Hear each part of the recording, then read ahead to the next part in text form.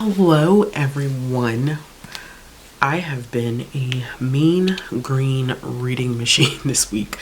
So we are here to do another weekly wrap up. If you are new here and you don't know about these, every week I do a weekly wrap up, which typically go up on Monday afternoons. And I like to talk about everything that I have read for that week. So the thing about it is that I read a lot and I am doing a more dutiful job of documenting this year than I have in years past. And so with that, I am literally keeping track of everything that I have been reading. And with that being said, on Thursday, you should get a video from me talking about my best and worst books of January, as well as my stats. So I typically use these weekly wrap-ups as a way for me to discuss all the books in detail. When I do kind of those monthly roundups, I'm not talking about the books in length. I am just giving you some statistical information and kind of my general thoughts on like ranking what was the best and what was the worst for the month. So far this year, I have read over 90 books. It is a lot. Granted, a lot of the stuff, once again, not downplaying. I'm reading a lot of children's lit and documenting, but my page count is definitely up there. I am doing a good balance of both, but I'm doing a good balance of young adult, children's. I do want to add a little bit more middle grade. I think that I've been kind of neglecting my middle grade a little bit more than I would like. But yes, so this week is going to be a shorter wrap up in the sense that I read a lot, but I didn't read a lot specifically for this channel. Well, one of them is specifically for this channel, but you won't get that video. Oh goodness gracious, the way my weeks are lined up, you were supposed to get the first picture book thing sometime at the end of January, beginning of this month, but you probably will not get it from me until next week, just because of how scheduling with like my videos has kind of happened and stuff like that. It just is getting pushed back, which is fine. So I did end up reading a lot of graphic novels, a lot of picture books. So that means that I have 3 books in particular that I am going to cover today. But as I've done in all my other videos, I will mention all of the graphic novels and comics and manga that I've read. If you're interested in hearing some of my in-depth reviews, you can check out my other channel, which is Realm of Comics. I already have my mid-month up, and I'll have my final wrap-up for January posted sometime this week. You can see some of my February reading plans and stuff like that. So like I said, if you're interested in that, check out that channel. And then I am going to show you the picture books that I read, but you'll get a more in-depth review of those picture books if you check out the picture book. It's not really a vlog, it's just a kind of a documenting of the picture books that I've read for each month, which ends up being a significant number. So we're gonna go ahead and let's start with the picture books this time. Some of these I think I don't have the physical copies of anymore because I had to return them to the library. So the first one that I ended up reading is Love Is My Favorite Color. I read Like So, and then Plus One, and I think those were the only ones left that I have one more that I don't have a physical copy of, and that is When I Wrap My Hair, which I wish I had a physical copy of that right now, y'all, because that book is absolutely stunning. But I also read I.D.B. Wells' Marches for the Vote, Everywhere Beauty is Harlem, Coretta, the autobiography of Miss Coretta Scott King, Rapunzel and the Stinky Tofu, Day in the Life of a Backyard Jumping Spider, which is just called Jumper, We Dream a World, Extraordinary Magic, Do You Know Them, and then My Fade is Fresh. I left 2 off, of course, naturally, because I didn't scroll up far enough to see that I left 2 off, but I also ended up reading Grandma's Roof Garden, and then Forever and Always. The graphic novels that I ended up finishing were Club Kick Out Into the Ring, The Crossover Volume 1, The Crossover Volume 2, The Gingerbread Man Buttons on the Loose, Curl Friends New in Town, Blood on the Tracks Volume 15, and then Teen Titans Go to the Library. Okay, so as you can see, I read a lot last week, just not a lot that I can necessarily cover on this channel, but we're going to go ahead and talk about the 3 books that I ended up finishing last week. Kind of an interesting bag of things. We have literally, it's a 5-star, a 4-star, and a 3-star book. It just ended up having to be that way, and literally that is the order that I read them in: 5, 4, and 3. Don't know why, but I'm excited for one of these books because it's the first 5-star book that I've read. I've had like 5-star picture books already this year, but if we're talking about my prose books, I had not found a 5-star picture book yet. And when I tell you I was shocked of all shocks based off of what I said in the last week's wrap up about this book, I'm shocked that this ended up being a 5-star book, but it was a 5-star book, and that is Part of Your World by Abby Jimenez. I am shocked. I am so surprised that I ended up giving this book 5 stars. I was not anticipating loving this book as much as I did. This book has gotten a lot of hype via TikTok and the booktube community. There's so many reviews of it on Goodreads. I think it was a Goodreads Choice Award nominee, probably for the romance category. So many of my friends have loved it, and so I was very nervous jumping into this because I'd never read Abby Jimenez. And as of last week when I was talking about this book, I was like, yeah, you know what? I don't know if I'm feeling this. It focuses on 2 main characters. It's told in dual perspectives. It's Alexis and Daniel. Alexis comes from a wealthy family. She is a doctor, and she's supposed to be taking on this like legacy of the doctors and her families. And then you have Daniel, who comes from a very, very small town. So small, in fact, that it's not even really considered a town. It's considered a village. And he runs kind of like a bed and breakfast, and he is good at, I wanted to say sculpting, but it's not. He does a lot of like woodworking. I'm looking for the specific word here, and somebody's gonna get it for me because it's not coming to my brain right now. But he does a lot of woodworking, and he makes money off of that. He comes from a very interesting background. He was raised by his grandparents. His mother was not the greatest, and so that is kind of like a common theme in this book, where we're looking at the idea or concept of found family and its importance in people's lives. This book has content warnings for emotional and mental abuse by partner and parents, parental abandonment, and domestic violence. This book is going to be difficult for me to talk about, so bear with me, because I think that every year I have like one book that comes to me at the perfect time when I need it the most, and this is this book for right now. When we Deserve Monuments was the one that I needed January of last year, and this is the one that's coming to me January of this year, which it seems like my years always start off kind of rocky, but then there's a book that kind of captures everything that I'm feeling in the moment. And this idea of parental expectations, parental abuse, parental neglect, and having to find family elsewhere is a huge thing for me right now. And so that being a major component and part of this book really drove me to connect with it in ways that I really didn't anticipate.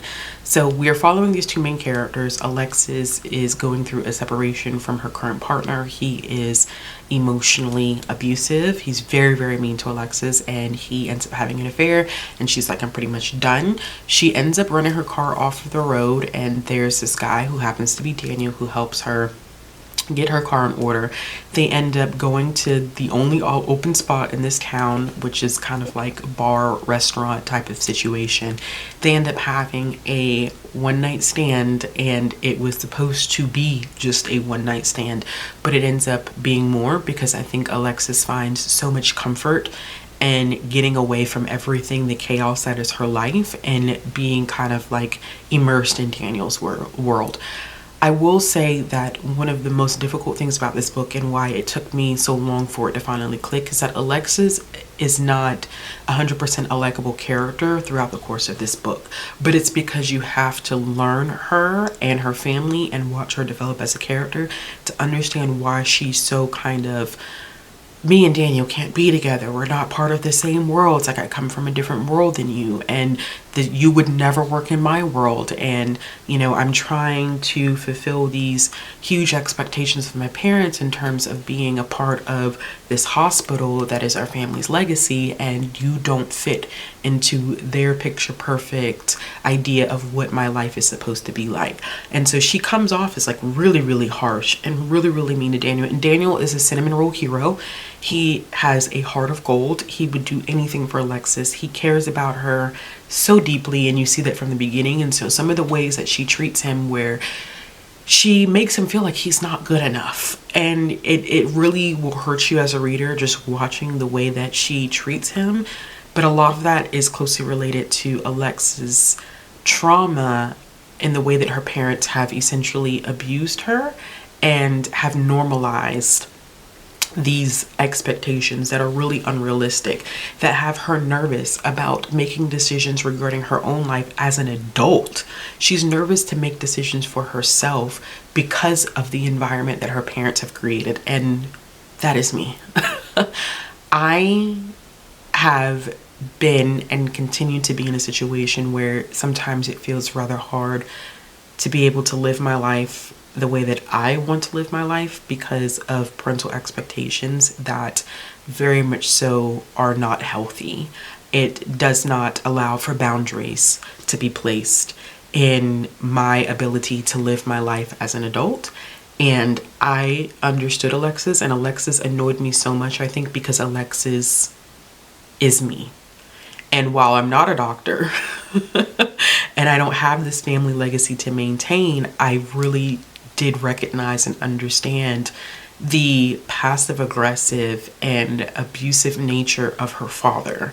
And while my father is not like that, a lot of those interactions and dealings do come, I think, heavily from my mother. And so I understood that not wanting to rock the boat, nervous to introduce partners, not because partners aren't good enough, but because they don't fit into this picture perfect image that the parents have set forth for you. And it makes it difficult for you to live your life. You can't be happy unless that happiness aligns with their expectations and what they want from you.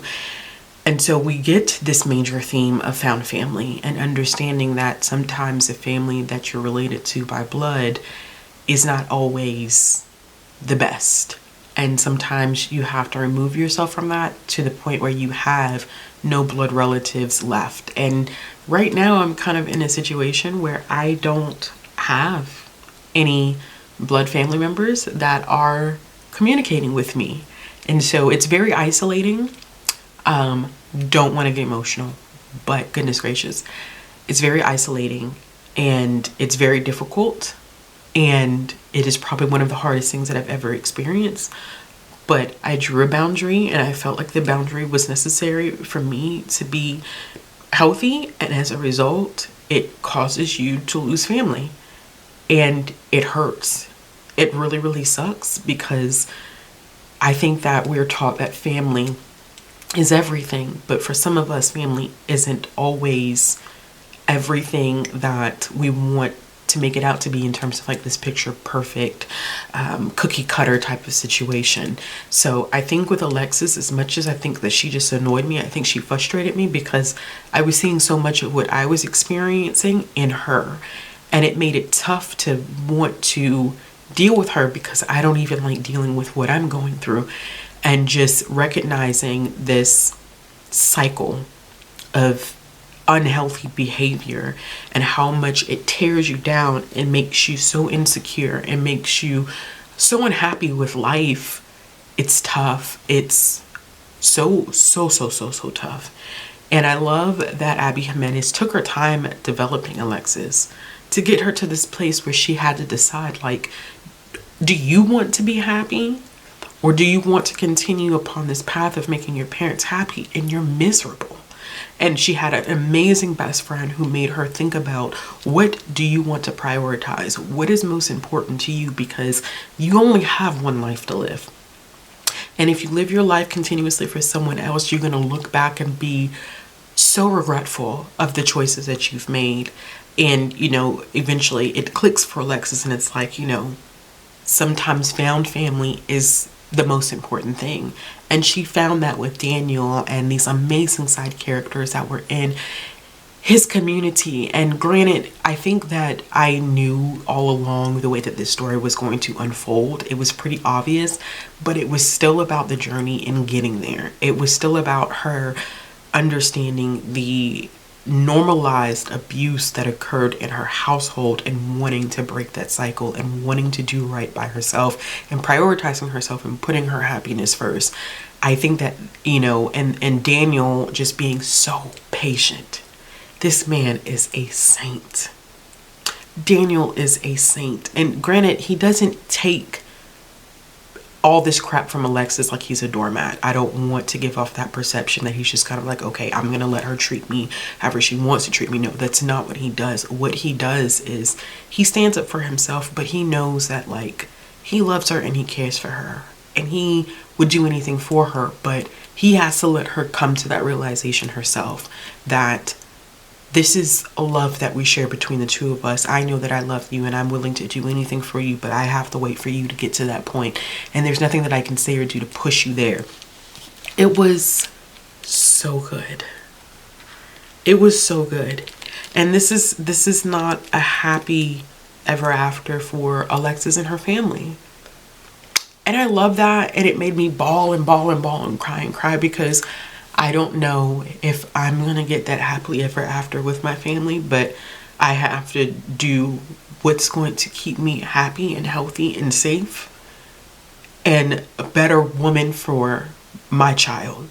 And so just knowing that sometimes you can't fix it, it sucks. It sucks and it made me cry, but I have such great friends that have been supporting me through this whole thing, and then nobody really has known anything about what's been going on.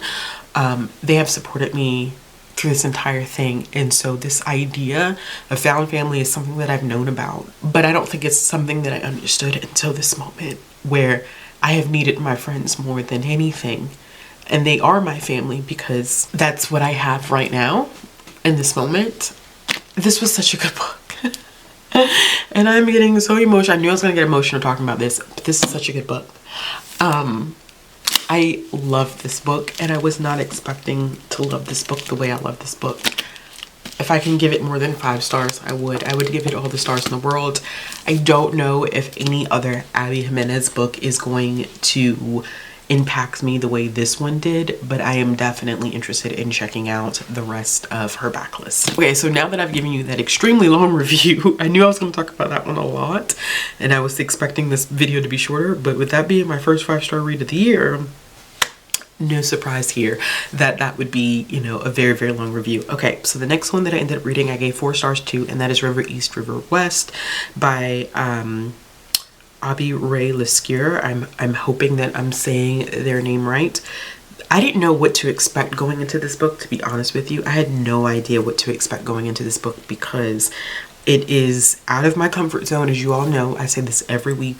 I've been doing more exploration of like adult literature, specifically like a lot of adult literary fiction. I do have some adult sci-fi and fantasy that I plan on throwing in this year, a lot more adult thrillers. And I was not sure what to expect. It's a very, very interesting story, I will say that. Content warnings for this one though. We have underage alcohol consumption, sexual assault, emotional abuse, grooming, suicidal ideation, suicide, loss of a child, and parental neglect. It is a very interesting, like, reverse immigration story. It's told in dual perspectives, but we're looking at the lives of 3 characters, and the 3 characters are Alva, Lufang, and Sloan. And so the start of the book is in 2007 in China, and we are meeting Alva, who is Sloan's daughter, and she's really interested in going to America. Like, she's been born and raised in China her entire life, but she's interested in going to America. She's half Chinese, half white, and her mother's pretty much like, no, you're not going to America. And the closest that she can get, I want to make sure I get the school name right, is that she settles on attending the American school in Shanghai. And this ends up happening after Sloan marries Lufang, who was their landlord at the time. So it's told in Alva's and Lufang's perspectives, And I think that was very intentional by the author, that we do not have a view from Sloan, because there's a lot about this book that looks at class, race, American expats in China, and this constant feeling of being in between with one's identity, especially for Alva, who is half Chinese, half white.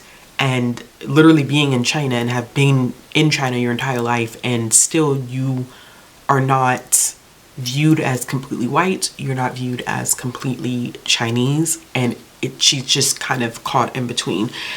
In Alva's perspective, I think it's more of a coming of age story. In Lu Feng's story, you're learning in more detail, I think, about how American expats in China affected the community. And through his narrative, you understand how the three of them are all connected when it's all said and done. I think that what stood out to me most about this one is that I think that the author is a gifted storyteller. Alva, Lu Feng, and Sloan are not likable characters, y'all. They're so difficult to like. They really, really are difficult characters to like. But because of the writing and the storytelling skills, I was immersed in the story completely and constantly wanted to know what was going to happen through each one of them. And through them, you learn, like I was saying earlier, you learn so much about the impact of American expats in China, especially those that were going there to, you know, boost their own status in terms of, you know, economics, in terms of class, in terms of race. Because with Sloan, you learn so much about how she initially was going to China to teach at these English schools. You know, I had a close friend who taught English in China, and I never connected like the wave of people that would use that as a means to be able to get into China, and that Sloan was using this as a means to boost her own ego,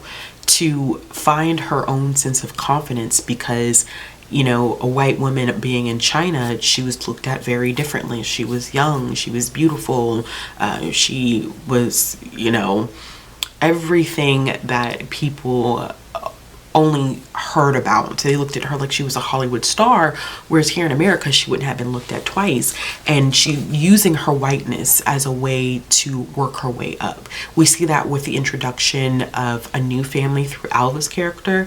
When she goes to the American school in Shanghai, she ends up meeting other expat students who end up, and it's a private school, because before this Alva was in a public school, but you end up seeing how a side character is like, yeah, when we were in America, we were like, you know, average, like middle class, and here we're seen as like wealthy, and you know, we're I don't want to say popular, but they have status. And so you see how you have white Americans who've been taking advantage of being in China and being of a different race, and knowing that economy-wise, money-wise, they're moving their way up the chain, and not really thinking about the impact that that has on the rest of the communities that are around them. And I think through Alva's perspective, you kind of learn about how she's viewed in the eyes of white people and how she's viewed in the eyes of Chinese people. And I will say that the experiences that she has with that white family are absolutely devastating.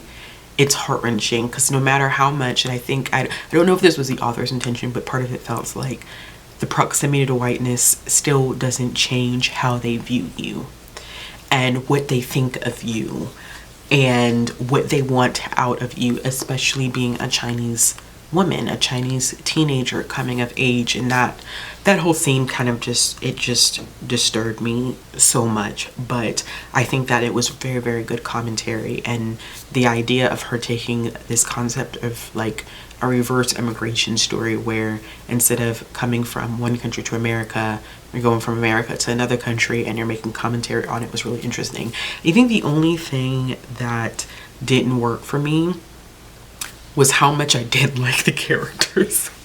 They're not likable, and like as soon as you would think that a character would have kind of like a redeeming arc, things would go completely left. they just could not get it together. Lu Feng's story really kind of got under my skin. His was difficult to read because he aspired to be something completely different than what he was. And he ended up in a marriage, I think, that he didn't really want to be in, and ended up having a kid that he really didn't want to have. And he could not for the life of him pull it together. He was so cruel to his wife and son, and I did not like it. And it has a lot to do with his ambitions and wishes, once again, like almost that proximity to whiteness type of situation, and understanding that people have their own reasons for using you, especially when we're looking at it through the lens of white Americans coming to China.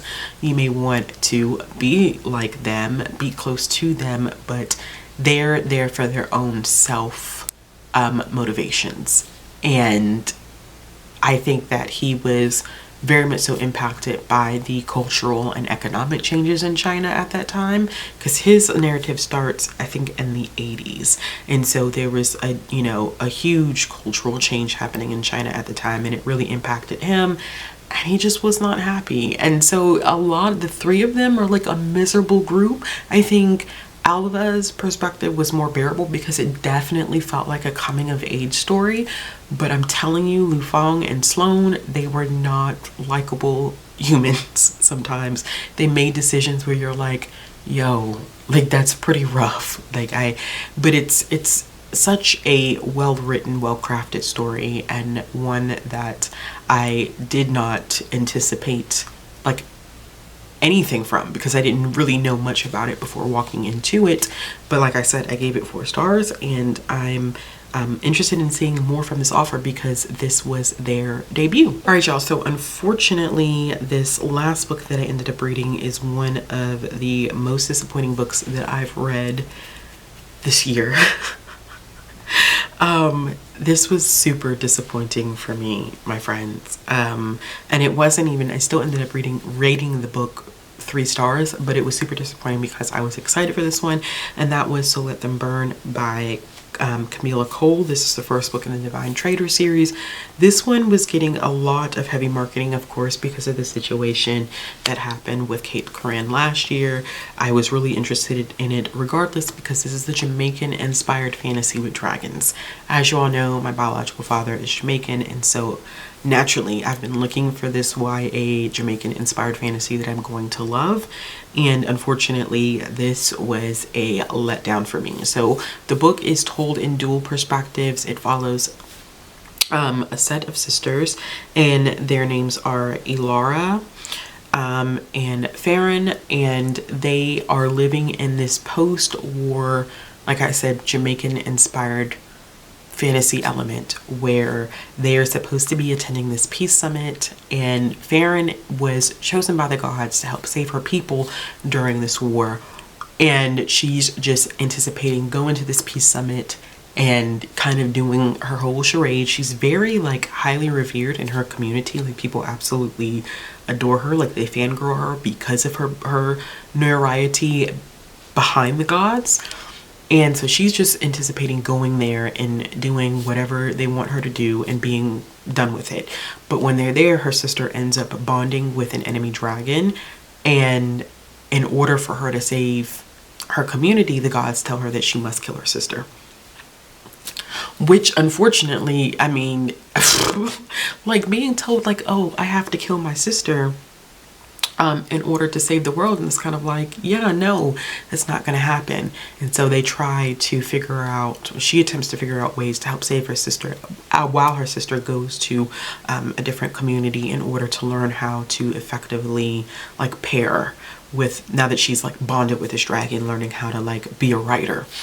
And it's enemy territory. I'm just gonna leave it at that because I don't want to spoil it too much. Let's talk about what worked in this book. I think the relationship between the sisters was absolutely gorgeous. They are ride or die. The love and the bond that they have for each other is extremely strong, and I think that Cole did a wonderful job illustrating the bond between the two of them. it was very apparent to not only me as a reader, but even other characters, how much these two sisters cared for each other. Because even when the gods are like, hey, you gotta kill your sister, they're like, yeah, no, I'm not doing it.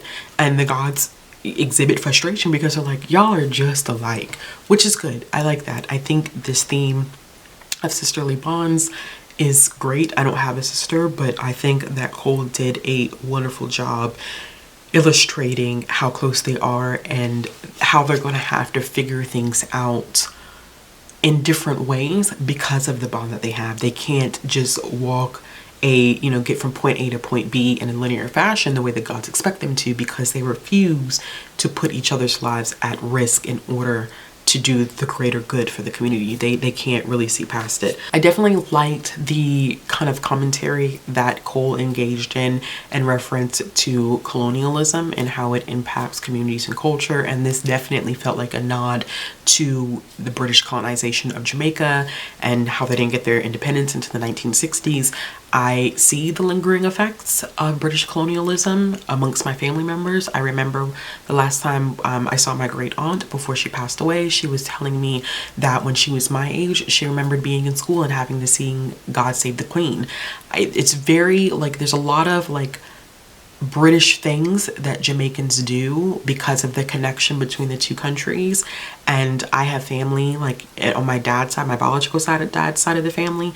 It's very interesting because half of them have a patois accent and half of them have an English accent, and that just shows how much colonialism has impacted Jamaica. And I think that she did an interesting job kind of making, giving a nod to its impact. Also like that she made these godly beings imperfect. I'm seeing more books now where we have these all-powerful, all-seeing, all-knowing beings, and they are grotesquely imperfect. And in this one, we definitely get to see some of them make decisions that are just not the best for the community at hand. And I like that we get to see our two main characters kind of challenge them on that. There was also great incorporation of queer representation with both of our main characters. If I'm not mistaken, I think that Farron was coded as demisexual. That's how it felt when I was reading it. I mean, she's somewhere on that spectrum, but definitely in some of the conversations that she was having, she felt like she was demi. I could be wrong, but that's how that coding felt to me. And then I don't know whether Ilara is bisexual or lesbian, but there is a sapphic type of romance that does happen in this book. Talking about what didn't work, I am probably going into the review of this one a little bit more critical than some people because of my own Jamaican heritage. And so there are going to be certain things that I'm going to expect to see that I may or may not see. And I just felt like there wasn't enough Jamaica in this. There were nods to food things that definitely let me know that this was in a Jamaican inspired fantasy world. But one thing that always was a little awkward for me was that we keep having these references to characters speaking patois, and patois is not a dialect that is commonly spoken anymore. It's almost as if it's been like erased and people have to learn to speak patois, but nowhere in characters speaking patois do we ever get any patois.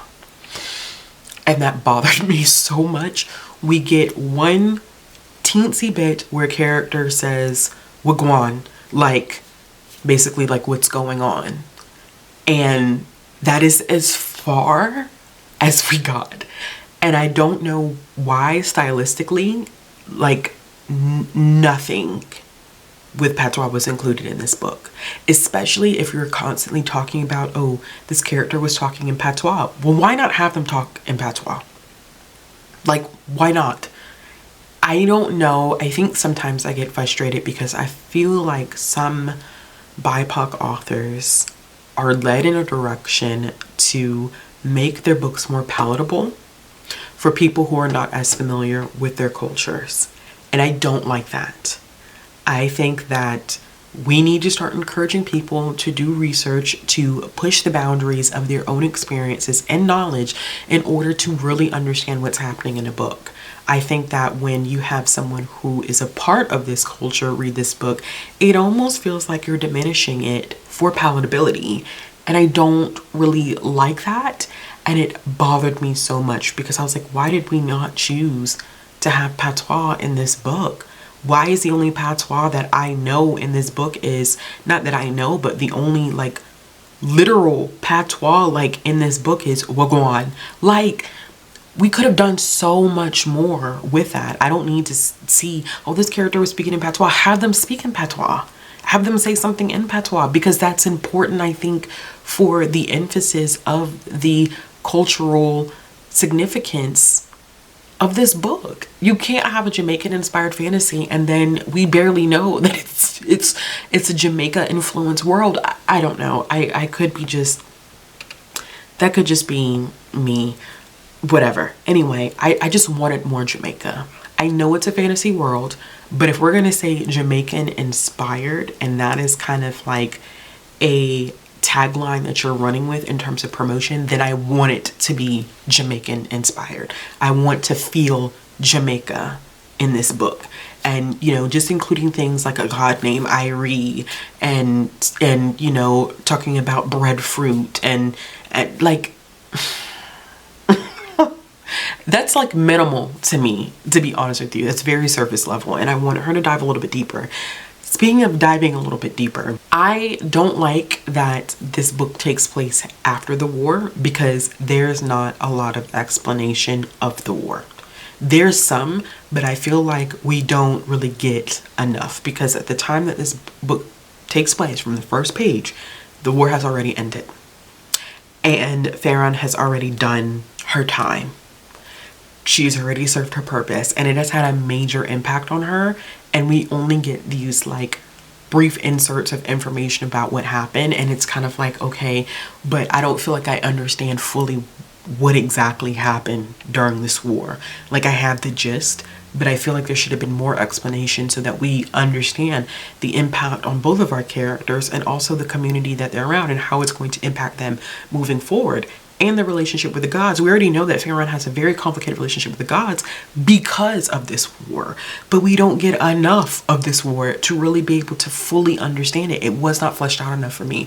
I don't think the world itself was fleshed out enough for me. I felt like everything was so touch and go, surface level. There were times where I didn't know, like, is this a futuristic world? Are we like taking this back to like an old version world where we have dragons? Is this a modern day world? Because there was such a mix. There's like these advanced technology things that they ride on, right?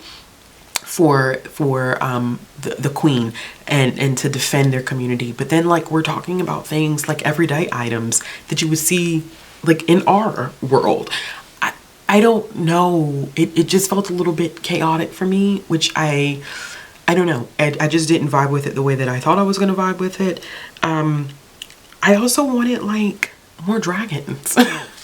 We have some really good moments with Ilara and the dragon and bonding and being able to like communicate with the dragon. But I'm like, I want more dragons. Like, I don't know, like when we have these dragon books where the dragons like serve minimal roles, and I just don't understand it. Like, it wasn't bad. Like, we did get a lot of dragon action, and there's a very important role that is related to like this first dragon, but I wanted more, and that's probably selfish of me to want more, but I just wanted more. So yeah, y'all, overall I gave that one 3 stars. It wasn't a bad book, but also, I'm not gonna lie, it wasn't my favorite that I've read this year. So 3 stars, which is disappointing because, like I said, I anticipated wanting, you know, I anticipated giving that one a higher rating than what I did. Anyway, let's switch over to currently reading.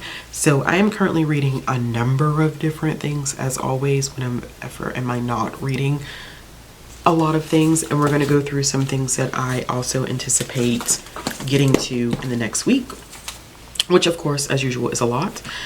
I am going back and forth between two audiobooks right now. I am listening to Escaping Mr. Rochester by L.L. McKinney. This is a Black queer retelling of Jane Eyre. I almost forgot the name. Classic. It is good. I'm liking it. I did not like L.L. McKinney's Alice in Wonderland retelling, but Escaping Mr. Rochester, I must say, my friends, I am enjoying this one. It's very interesting. I fell asleep listening to it on audio and did not set my timer, so I can't tell you how far I am in the book because where I'm at right now is actually wrong. I am also listening to Northwoods by Amy Pease. This is it's a thriller / mystery, but it's a huge commentary on the opioid epidemic in I think they're in the Midwest. I think they're in Minnesota. At the beginning of this one, we are following a main character who got discharged from the military, came back home, got fired, became an alcoholic, lost his family, and is working as a in the police force for his mother. And his mother, I think, is just trying to keep an eye on him because he's been really, really heavily impacted by the war. But then they end up finding the body of this teenage boy, and it kind of spirals from there because it looks like opioid issues, and I don't even want to say like what in terms of like him because it kind of is spoilery, but it leads them down this wild goose chase of who's dealing this stuff. I think it's a commentary too on like the medical industry and their ability to prescribe opioids, and it's very interesting. I just will say that I am about 48% into that one, so I anticipate finishing that one on audio this week as well. I have 3 physical books that I'm currently reading. I'm reading The Storm We Became by Vanessa Chan. This book takes place during the Japanese occupation of Malaysia, right after the British occupation. This book, I'm telling you right now, y'all, this is not for the faint of heart. This book has so many content warnings on it. It's not for the faint of heart, but it is an interesting insight to the history of Malaysia, previously known as Malaya, during the British occupation, and then its transition from the British occupation to the Japanese occupation. This is due back. The day that I put this video up, this book is due back, and I'm not returning it on time. I'm sorry, y'all. Because I need to finish this book. I need to finish this book. I am about 87 pages into this one, and it's not particularly long. It's a little over 300 pages long, so I can get a lot of it done, but we'll see what happens. I also started reading Light and Air by Mindy Nichols Wendell. This is a book about a little girl and her mother who both get diagnosed with tuberculosis and get sent to this, it's a hospital / like living center with people who have tuberculosis, and pretty much gives some insight to like living through isolation, which at this point, all of us, we know what that's like. I'm not far into this one at all. Let's see if I can figure out where I am at. I'm not far into this one at all. 28. I'm 28 pages into this one. I need to get on the train and finish some of my middle grade stuff because I'm showing you that one, but I'm in the middle of a lot more middle grade than that, and I need to go ahead and start wrapping some of these up because I haven't been able to do that. I also started a middle grade graphic novel that has been very interesting. I'm on page 233 of Horse Trouble by Kristen Varner. This is about a young girl who she's 12 at the beginning of this book. She loves to ride horses, but she is plus size, and it has a lot to do with body image and people's perceptions of her body and her self-esteem, and really, really loving to ride horses. It's colored in just blue and white and black and gray, which I love. Y'all know I love that as an art style. So I plan on probably finishing this one up tonight because I only have that much left. I don't have a lot of this left, and it's a graphic novel, so it won't take me long to read. In terms of what I'm getting through this week, we're not going to talk about my Rick Riordan Presents reading because y'all have heard me talk about that enough. I'm just hoping that when I do my next weekly wrap up, I will be up to speed on where I need to be. But I am going to be starting Sanctuary of the Shadow by Aurora Asher. This book is probably horrible. I've heard horrible things about this book. This book is getting 1- and 2-star reviews, and we're not surprised because this is the Red Tower book. And Red Tower has been giving us nothing but filth and trash. And I've heard horrible things about this book. I heard the writing is horrible. I heard the development of the story is horrible. And they do all of this for these pretty spray edges and these beautiful books, and they're no good. I don't even know what the book is about. I just saw that my library had a copy of it, and I was like, let's try it out. Circus theme. What can go wrong? A lot, apparently. And then the next thing that I want to start physically is going to be Tender Beasts by Lizelle Samberry. I was sent this arc by Simon & Schuster. This book comes out towards the end of February, and so I would like to make big progress on this book this week. That way I can get a review up for release because, yes, because I y'all know not Blood Like Magic, Delicious Monsters was one of my favorite books of last year, so I'm excited to dive into that. And then I have some manhwa that I plan on getting through. This is for a taste test video that I'm doing for my comic book channel, so I'm going to be reading A Business Proposal, The Remarried Empress, and then also Jungle Juice. So 3 manhwa that I want to try. And I mean, that's a pretty hefty list, y'all. Y'all know I end up reading a lot during the week, but I'm ambitious. I'm being super ambitious, but it's fine. It's all fine. But as always, let me know in the comments below what you end up reading this week, what you're looking forward to reading next week, and have you read any of the things that I've read on this list of things that I've just talked about. As always, if you like this video, give it a thumbs up. If you want to see more content from me, click the subscribe button, hit the bell for notifications. And if you're looking for ways to support the channel via Patreon, Amazon wishlist, all those links will be down in the description box below. And I'll be back with another video soon. Bye.